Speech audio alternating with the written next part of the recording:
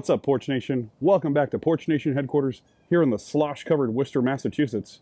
Week 13 was a week of reckoning in the Greatest League, the penultimate regular season tilt, and, contrary to prior reporting, our final all-division week. We came into this week with 5 teams still in the playoff hunt, but it was not a week for underdogs. For the second to last time this year, we have 8 games in precious little time. Let's get into it. All right. We have ourselves another all-division week, so let's go down division to division, starting in the North. Steve came into this week needing a win against Joe to even their season series and stay within a game in the wild card. But only Stafford and Deontay Johnson showed up for him, and Joe posted the 3rd highest score of the week.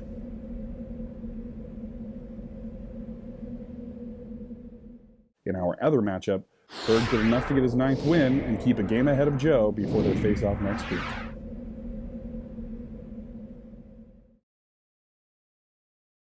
If Joe wins, he wins the division, and Berger will be the seed 6 wild card. If Joe loses and Josh Marshall wins, oh man. Dee and Steve face off next week in a game projected to be a close one. 2 teams in the South came in with 9 wins this week. Skinner faced off against Andy and posted our highest individual score of the week. Big props for putting your faith in the young gun, and what a win for the Patriots and fans, but Mac's 3 pass attempts didn't amount to victory for Andy. Ahead by tiebreaker and keeping pace with a victory this week, Adam faced off against Steindahl. Adam and Skinner finished their season series in week 4, and it's a winner-take-division and first seed in the playoff situation. In the West, Ross posted our 4th highest score of the week.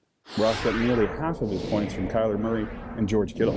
This sets Greg up perfectly to get his first win against our division leader, Alex, next week.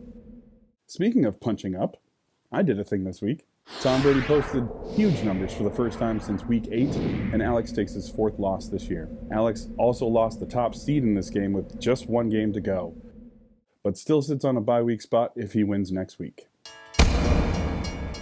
And finally, in the East, Dylan faced down Jeff and sent him to the consolation bracket.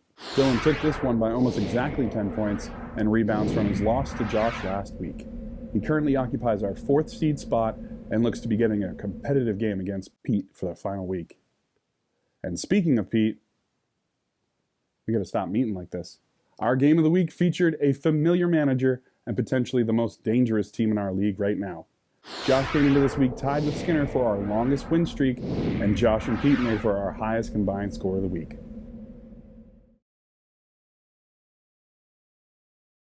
Playoffs? Don't talk about it. Playoffs? You kidding me?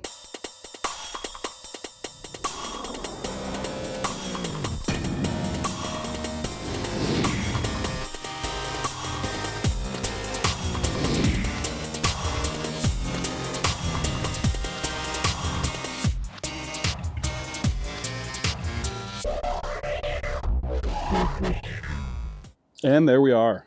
1 week to go. I can't believe it. The chatter has already started, and we all know we have some bona fide Game of the Year potentials coming up in week 14.